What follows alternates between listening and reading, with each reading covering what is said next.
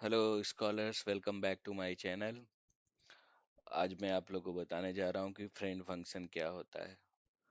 तो friend function के लिए सबसे पहले मैं विजुअल स्टूडियो ओपन करता हूँ, जो ऑलरेडी मैंने ओपन किया हुआ है। और ये एक मैं प्रोग्राम बना रहा था फ्रेंड फंक्शन का। सो जैसा कि आप देख रहे हैं यहाँ पे हैश इंक्लूड अ स्ट्रीम, जो कि सी प्लस प्लस प्रोग्राम के बेसिक।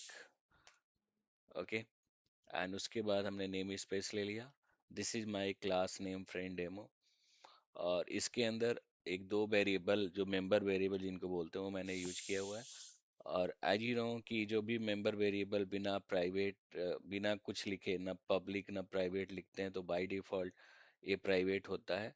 दिस मीन्स कि ये मेंबर वेरिएबल प्राइवेट है और इसको डायरेक्टली हम लोग एक्सेस नहीं कर सकते हैं आउटसाइड ऑफ द क्लास। फिर पब्लिक में मैंने क्या किया, कंस्ट्रक्टर बनाया जो दो पैरामीटर एक्सेप्ट कर रहा है, एक्स एंड वाई, जो कि इनिशियलाइज कर देगा मेंबर वेरिएबल को। यहाँ पे this one is the declaration of the function, friend function.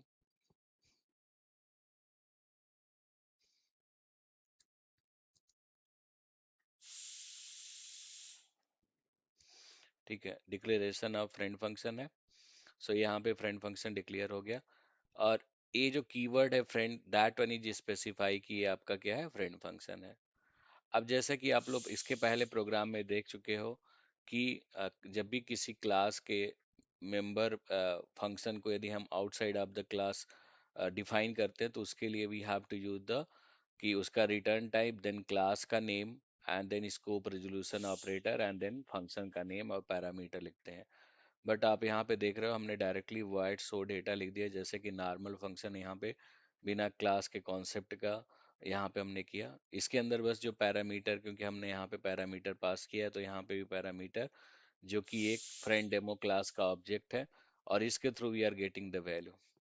Now अब यहाँ पे मेन फंक्शन पे आते हैं। मेन फंक्शन के अंदर we are just going to create the object of the friend demo.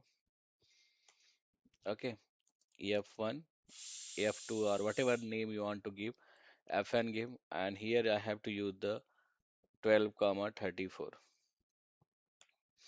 Okay, now I'm just going to call the show data,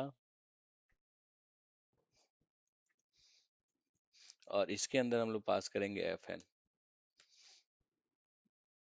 okay, अब इस प्रोग्राम को हम लोग सेव करते हैं। नाउ क्लिक ऑन हियर, यहाँ पे क्लिक करोगे, रन कराने का ऑप्शन दिया हुआ है, so you have to just use the run. यहाँ से हम लोग ने सेलेक्ट कर लिया।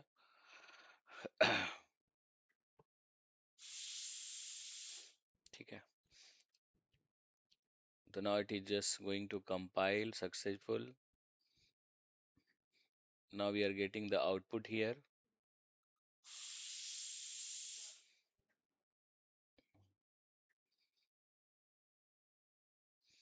Okay, so I think there is some issue, so let's see इसमें issue क्या है, उसको हम लोग देखते हैं।